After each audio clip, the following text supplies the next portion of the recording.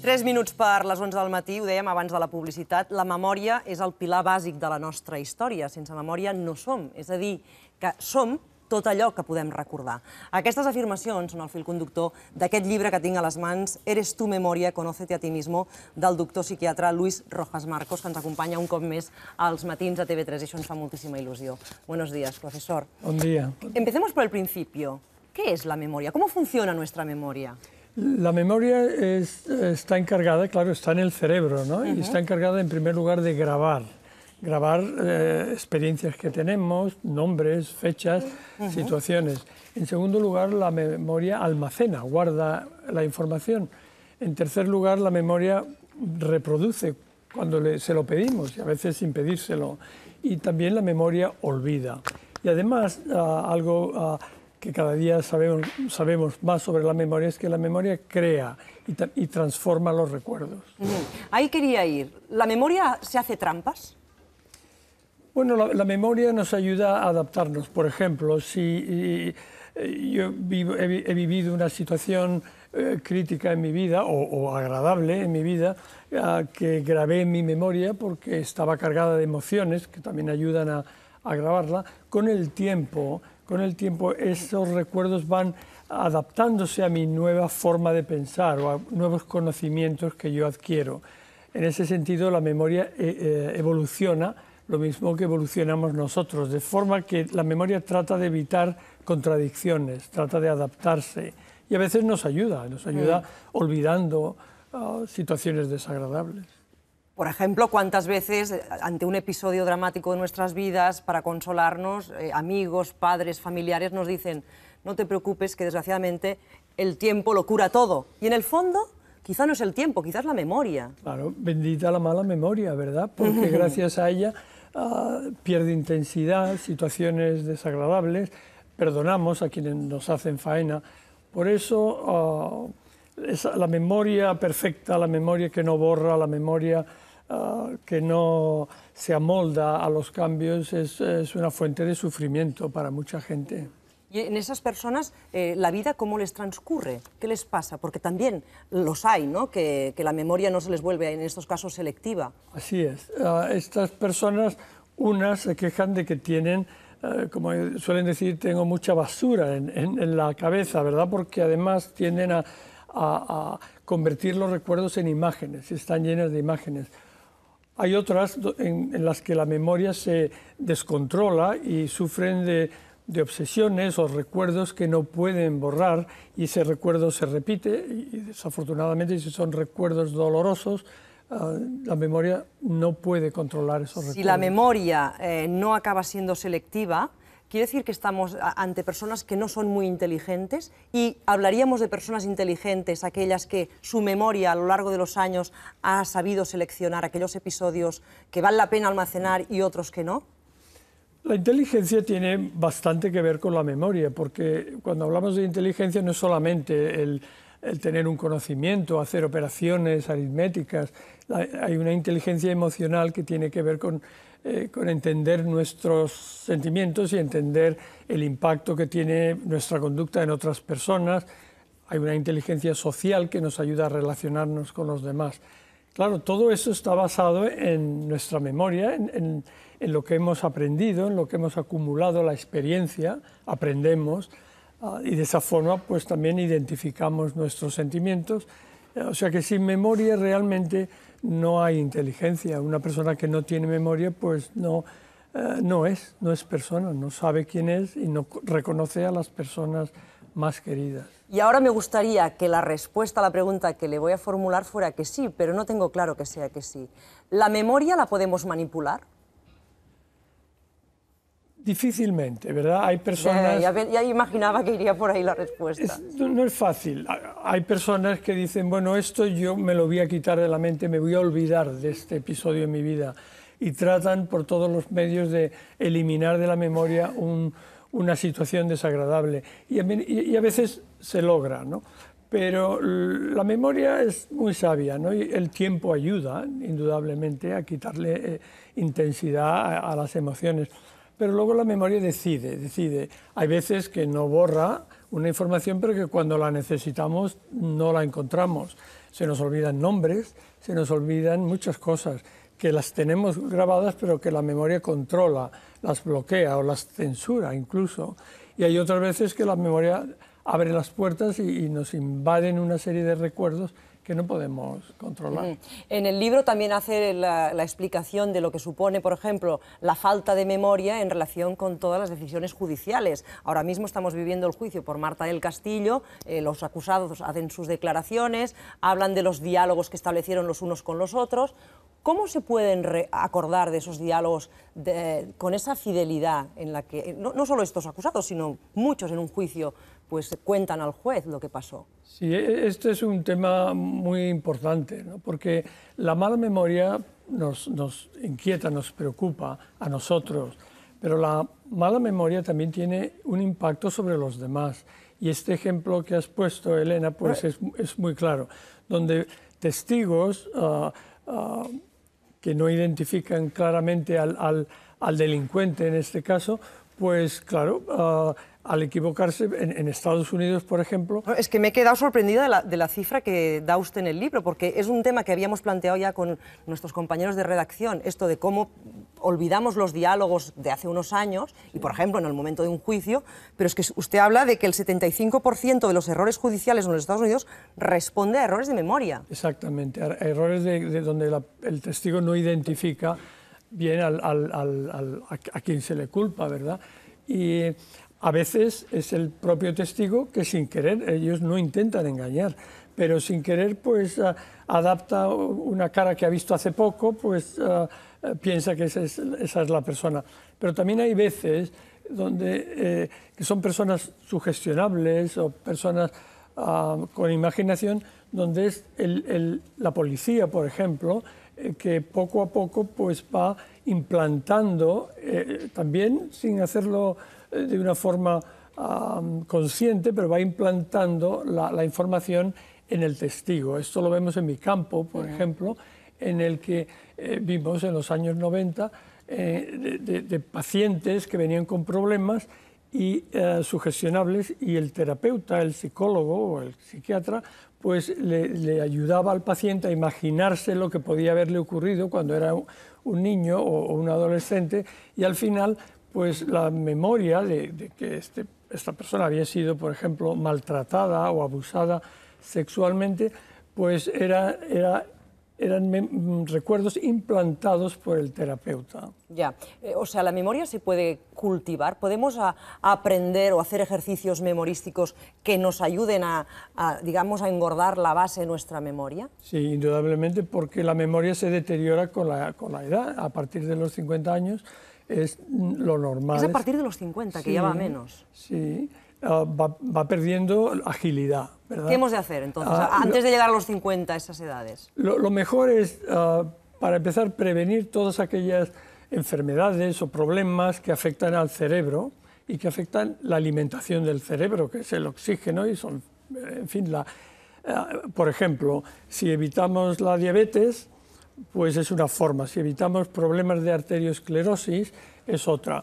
Si somos comedidos en el uso del alcohol o de ciertos tranquilizantes, es otra forma. ¿Comedidos qué quiere decir?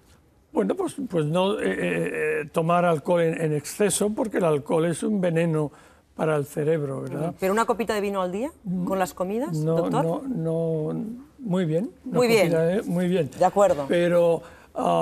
no, sin 10 excesos. copitas, ¿verdad? No, 10 copitas no. Pues ya el cerebro empieza a resentirse. Pero hay personas que, por ejemplo, toman ansiolíticos, otras personas que toman un tipo de medicación para curar otras enfermedades. ¿A la larga esto puede afectar a su memoria? Cuando se toman en exceso estos ansiolíticos, pues afectan a la memoria. Lo que ocurre es cuando se dejan de tomar, la memoria pues se recupera. El mejor consejo que se puede dar para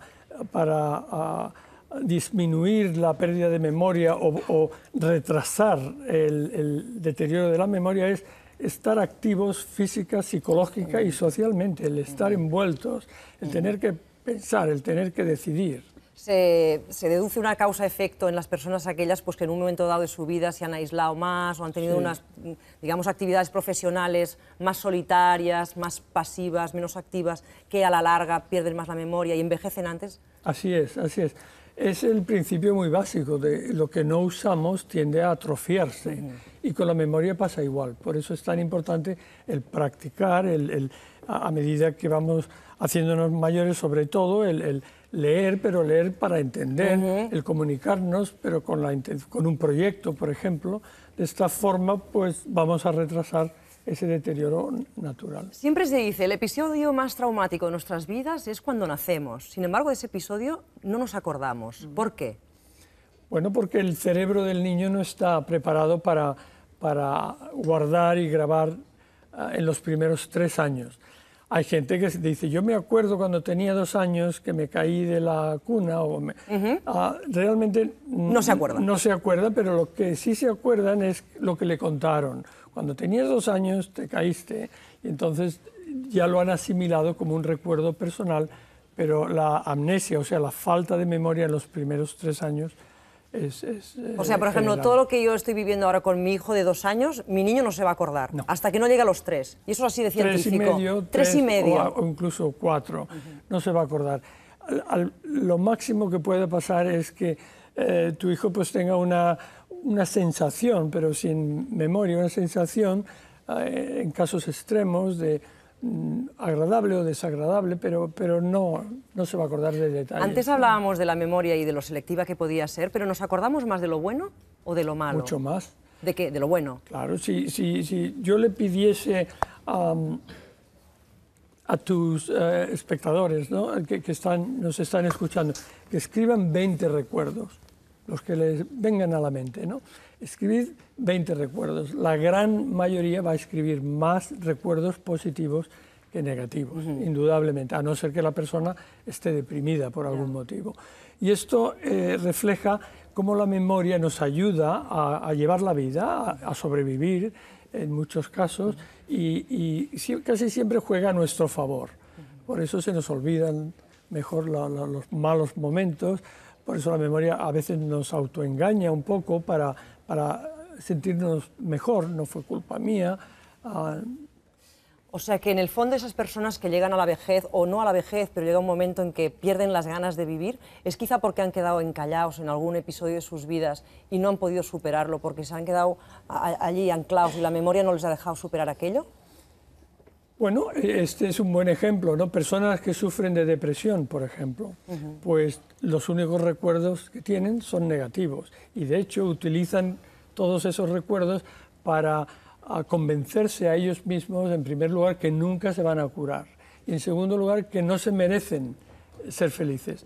Esa es la persona deprimida y claro, como sabes, hay casos de personas que no pueden salir de ese pozo. Y piensa que ya la vida no merece la pena, ¿verdad? Cuando uno es psiquiatra es más fácil, digamos, que aplicarse a estas terapias que usted nos está contando hoy aquí en Els Matins. Usted vivió uno de los episodios más duros que se puede vivir, como es estar allí cuando hubo los atentados en las Torres Gemelas y aparte se salvó de milagro, como cuenta en el libro. Pues yo antes te oí cuando decías en casa del herrero... Cuchara de palo, sí. Pues no, los psiquiatras no tampoco, o sea, tampoco tienen esa capacidad para sí mismos. No nos damos cuenta que estamos deprimidos, por ejemplo, o que estamos, en mi caso, que yo tenía un cuadro de depresivo. De estrés postraumático, las imágenes se me repetían, no podía dormir bien, era una sensación también de tristeza y de angustia. ¿Cuánto tiempo estuvo así? Pues yo pasé unas semanas sin darme cuenta porque, claro, me metí en mi trabajo, yo dirigía entonces los hospitales y no pensaba. Pero un día, yo diría como a las 3 o 4 semanas, en una reunión alguien me preguntó, ¿y tú cómo te sientes? Y esa fue la pregunta que hizo que se abriese esa caja que yo llevaba allí bien cerrada y empecé a ver otra vez todas esas imágenes y a sentir lo que yo había sentido. Y entonces pues tuve un compañero, ¿verdad?, que se dio cuenta y me dice, Luis, vamos a hablar, ¿no? Y esto pues me ayudó. Pero el recuerdo más desgarrador son los cuerpos de hombres y mujeres que caían al abismo dando tumbos como peleles. Su agónico trayecto culminaba con un fuerte golpe seco contra el pavimento o estampándose estrepitosamente en la claraboya del lindante Hotel Marriott. Y usted estaba allí porque estaba con los bomberos. ¿Y qué pasó?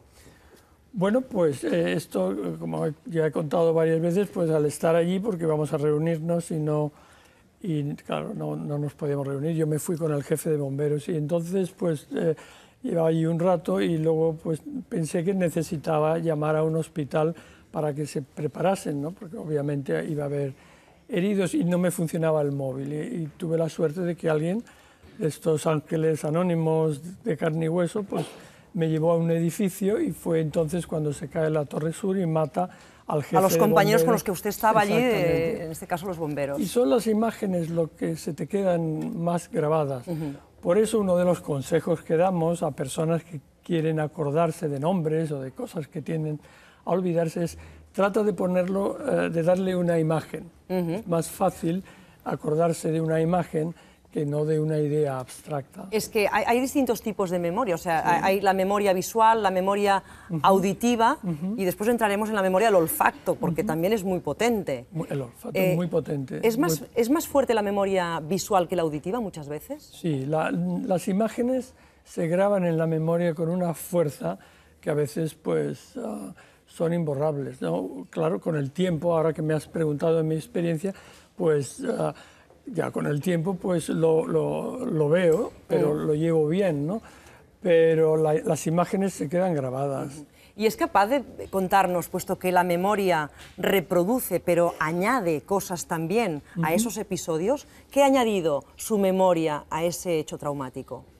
Yo creo que sin darme cuenta ¿Sí? he añadido cosas que he aprendido después. ¿Como por ejemplo? Sin darme cuenta, pues ya a mi historia pues le doy quizás un matiz más histórico, por llamarle de alguna forma, ¿no? De por qué pasó aquello, de lo que podíamos haber hecho y no hicimos para comunicarnos mejor. Cuento mi historia ya en un ambiente al que he añadido conocimientos posteriores y también una experiencia de la que he quitado quizás la intensidad emocional que yo sentía en aquel momento. Eso es un episodio que a usted no se le va a borrar jamás. Cuando una persona llega ya a una edad, a partir de los 75, 80, en que empieza a haber algunas lagunas en su memoria, ¿estos episodios son aquellos que quedan o los primeros que se borran? No, los primeros que se borran son los más recientes, ¿verdad? Los recientes. Los recientes. Eso, lo que hicimos ayer, con quién estuvimos comiendo. Exactamente. La historia queda. La historia pasada no se borra, a no ser que ya suframos de alguna demencia, como tampoco se borran, por ejemplo, las actividades que aprendemos, como montar en bicicleta o nadar, se queda, o el diccionario, que es una parte de la memoria. Entendemos las palabras porque sabemos lo que significa, porque está guardado en el diccionario de la memoria. Esta parte de la memoria tarda más en desaparecer, pero lo que hicimos ayer o antes de ayer, o nombres, por ejemplo, nombres propios, se nos van... Bueno, ahí volvemos al tema de la memoria visual y auditiva, o sea, ¿cuántas veces te encuentras a personas por la calle, las saludas, puedes incluso empezar a hablar con ellas de alguna cosa que hemos compartido, algún episodio que hemos vivido en común, pero si viene una tercera persona y hemos de presentar a esa persona, ahí somos incapaces. Así es. Los nombres o bien se borran, pero a menudo no se borran, porque no se nos olvidan. De hecho, a lo mejor media hora más tarde nos acordamos del nombre de esta persona. Lo que ocurre es que la memoria ha bloqueado ese nombre. Ahí está el hecho de que no controlamos la memoria totalmente. Hay veces que queremos acordarnos de algo que sabemos que lo hemos grabado en la memoria y la memoria nos dice, pues mira, ahora no te lo voy a decir. Esto nos lleva a hablar del Alzheimer porque en muchas ocasiones cuando hablamos de esta enfermedad tan cruel para una persona, porque como decíamos antes, la memoria lo es todo y nosotros somos memoria, cuando uno empieza a notar esos síntomas, ¿cómo podemos distinguir entre lo que es un síntoma de una demencia senil y lo que es un olvido? Pues al principio no se pueden distinguir, ¿verdad? A no ser que la persona esté dispuesta a hacerse un análisis del líquido que llamamos cefalorraquídeo, que es un líquido en el que envuelve al cerebro y a la médula espinal. Si sacamos ese líquido y estudiamos el líquido, pues hoy día sabemos que podemos diagnosticar a alguien de Alzheimer incluso hasta 10 años antes de que empiece a tener los síntomas. Lo que ocurre es que no tiene sentido hacerlo, dado que no tenemos una cura para el Alzheimer. Pero si analizamos, lo que vemos en ese líquido de estas personas es que ya hay neuronas muertas, ¿verdad? Y también hay una sustancia blanquecina, amiloidea, que llamamos, que es el síntoma clave de la demencia de Alzheimer. Estas personas, la enfermedad puede afectar tanto a personas que durante su vida han tenido una vida intelectual, digamos que muy rica, como otras que quizá no la han tenido. Exactamente. Afecta por igual a unas y a otras. Afecta por igual y a medida que vivimos más es más frecuente. Y la gran tragedia de esta enfermedad es que con el tiempo pues perdemos nuestra identidad porque no sabemos quiénes somos, no reconocemos a nadie. Y tampoco... ¿Y somos conscientes, además, de que eso nos está ocurriendo? No, al principio. Pero eso se pasa enseguida. Se va pasando lentamente. De ahí que el tema está en si sabemos ya que tenemos Alzheimer y que antes o después vamos a perder la conciencia de nosotros mismos, la idea es prepararnos, ¿verdad? Porque, claro, hoy día con los medicamentos que hay para evitar infecciones y esto, una persona en estado vegetal, le llamamos, porque no tiene realmente identidad humana, puede vivir 6 o 7 años, lo cual los familiares ya pasan el duelo antes de que muera la persona, supone una ruina también para muchas familias, sobre todo en Estados Unidos, donde la sanidad hay que pagarla. Y esto es un dilema que hoy día cada día es más importante. Y aparte se prevé que puede ser la enfermedad del futuro, dada la esperanza de vida, ¿no, exactamente. profesor? Dada la esperanza de vida que se está alargando, tanto y en España es de los países donde más se vive, pues la incidencia del Alzheimer es mayor. Ahora pues, estaba pensando, posiblemente habrá muchos espectadores que son padres de chicos que están en edad universitaria o estudiando. ¿Usted es partidario del aprendizaje memorístico? Los jóvenes recurren a cualquier fórmula para acordarse al día siguiente, ¿no? Yo recuerdo un profesor que yo tenía hace muchos años que nos veía entrar el día del examen y nos decía, mira, no mover mucho la cabeza porque se os va a caer lo que habéis aprendido anoche, ¿no? Lo ideal es aprender entendiendo lo que uno aprende. Lo que decimos aprendernos algo de carrerilla o de memoria, pues se nos olvida enseguida, porque no tiene raíces, no asociamos, no entendemos. Ahora, esto me hace pensar en un profesor, que en este caso tuve yo, el doctor José María Valverde de Estética en la Universidad de Filosofía, que el último año nos dijo, y ahora lo que os puedo decir es que sobre todo os acordéis de todo lo que habéis estudiado durante todos estos años aquí en la universidad, dice, porque si cometéis el error de olvidarlo, os quedaréis sin nada, o sea, no tendréis ninguna base cultural filosófica sobre lo que habéis aprendido durante todos estos años, ¿no? Pues si algo se quede, con el tiempo, cuando hay cosas que se te olvidan, piensas cuánta razón que tenía, ¿no? Profesor, doctor Rojas Marcos, gràcies per haver-nos acompanyat hoy als matins a TV3, ha sido un placer. Passen 20 minuts de les 11 del matí i ja saben que l'Eloi Cordomí ens convida a tots plegats a anar-li suggerint cançons que tinguin a veure, per exemple, amb la meteorologia, en aquests moments, amb les pluges que ja s'acosten. Doncs no només cançons li han arribat al Facebook de l'Eloi, sinó també la possibilitat de tenir aquí amb nosaltres grups musicals que s'han inspirat amb això, amb la pluja, i s'han inspirat molt i molt. 2 minuts i els coneixem. Fins ara.